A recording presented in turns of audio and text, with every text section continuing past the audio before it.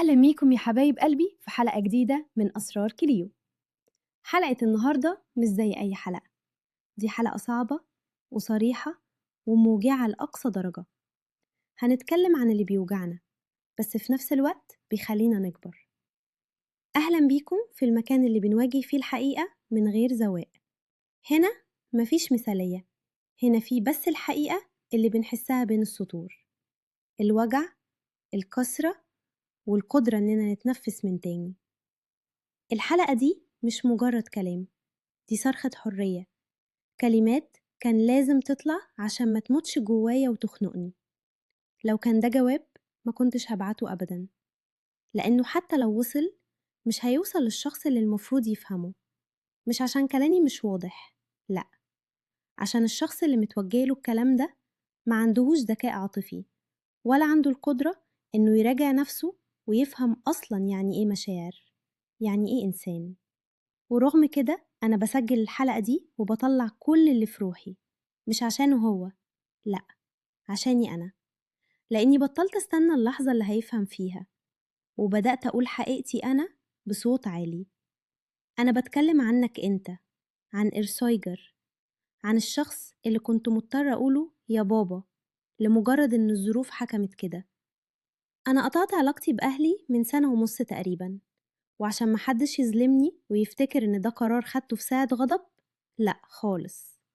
أنا حاولت سنين طويلة إني أفهم وأبرر وأشيل مسؤولية حاجات ما كانتش ذنبي أبدا. أنا كنت الحمامة اللي بتحاول تصلح كل حاجة وبتحاول تخلي الصورة حلوة قدام الناس. بس أنا ما مشيتش عشان كنت غضبانة، أنا مشيت لأن جسمي قال لي لحد هنا وبس. لو كملتي في السكة دي هتضيعي نفسك وهتخسري روحك. قطع العلاقة ما كانش عقاب لحد، ده كان قرار حياة، كان الطريقة الوحيدة عشان أقدر أعيش وأقدر أربي بنتي في جو نضيف ونفسية سوية. عارفة الشعور ده لما جسمك يقولك خلاص مش قادرة قبل ما عقلك يستوعب؟ لو انتي بتمري بحاجة شبه كده لازم تعرفي إنك مش لوحدك. ابعتيلي قلبت في الكومنتات لو حاسة بكل كلمة بقولها. أنا كبرت في بيئة فيها غياب عاطفي مرعب، مفيش قرب، مفيش حضن، مفيش نظرة اهتمام حقيقية بيا كبني آدمة. اتعلمت من صغري إني أنظم مشاعري لوحدي، اتعلمت إني ما أطلبش كتير وما أسألش كتير وما أتوقعش أي حاجة. كنت فاكرة إني لو بقيت هادية وما سمعتش حد صوتي هكون في أمان. النهاردة أنا عارفة إن ده ما كانش قوة، ده كان تكنيك عشان أقدر أعيش. الأطفال مش بيتعلقوا بالحب بس، دول بيتعلقوا بالأمل. الأمل إن في يوم من الأيام حد هيشوفهم بجد، حد هيقدر الحمل اللي شالوه بدري قوي. النهاردة أنا عندي قاعدة ذهبية بدافع عنها بكل قوتي، محدش ومهما كان هو مين ودرجة قرابته إيه لحق يتدخل في بيتي أو في جوازي أو في تربية ولادي. ده قراري أنا. رسم الحدود ده أصعب وأهم حتة في حب النفس. انتي عندك قاعدة في حياتك ممنوع حد يعديها؟ شاركينا في الكومنتات، يمكن كلامك يدي شجاعة لغيرك النهاردة. السكة دي خلتني أخسر أغلى إنسان في حياتي، أخويا الصغير.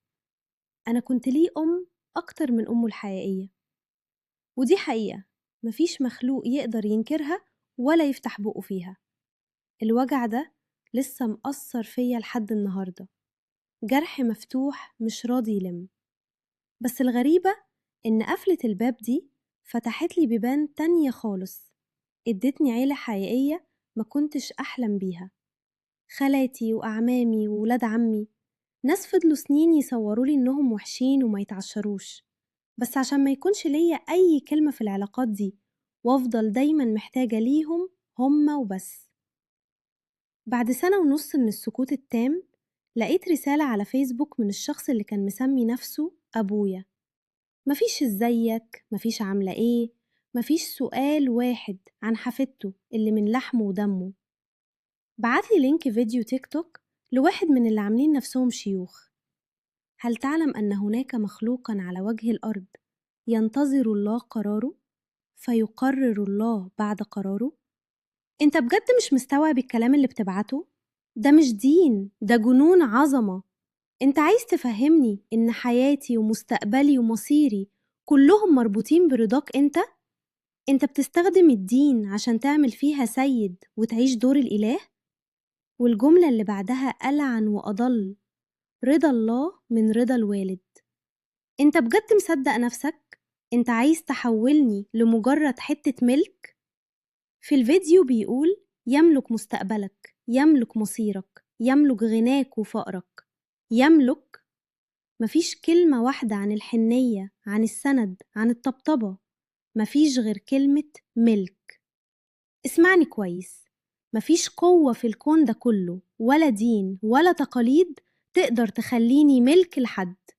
أنا مش ملكية حد، أنا مش مشروع بتديره، أنا بني آدمة حرة وملك نفسي وبس. لو عايز تتحكم في حد، روح اشتري عروسة لعبة والعب بيها بعيد عني. ياللي ما عندكش غير كلمتين حافظهم وبترددهم، الجملة دي مريحة قوي ليك، عشان بتجبرني أنا على الطاعة والسكوت، وبتشيل من عليك أنت أي مسؤولية. الأبوة مش شوية بيولوجيا و30 ثانية في السرير. الأبوة دي حماية وأمان، وانت معرفتش تعمل أي حاجة من دول. انت بتخلط بين البيولوجيا وبين الحق في السيطرة. وقبل ما تستخبى ورا بر الوالدين، الجنة تحت أقدام الأمهات، مش تحت رجلين اللي كل همهم يسيطروا ويمارسوا جبروتهم. وبالنسبة لأمي، ما تقلقش، هي كمان جاي وقتها وهتاخد نصيبها من الكلام. هي اللي عليها الدور في الحلقة الجاية. لو الحلقة دي خبطت فيكي، ابعتيها لصاحبتك اللي محتاجة القوة دي. وما تنسيش تعملي فولو عشان الحكاية لسه مخلصتش، احنا لسه بنفتح الصندوق الأسود. آخر حاجة بعتها كانت رسالة صوتية بيقول فيها: عايزة أفكرك إن ليكي أب قبل ما أمشي. وهيفرق إيه؟ أنت ما كنتش موجود امبارح ولا موجود النهاردة. أنت ما كنتش بداية عشان أتمسك بيها، أنت كنت خسارة، وأنا النهاردة قررت إني أخيراً أخلص منها. أنا مش مدينة ليك بأي رد ولا بأي تفسير. ياريت تحترم ده أو ما تحاولش تلفت نظري، ما بقاش يفرق معايا أصلاً. بوسة كبيرة، كليو.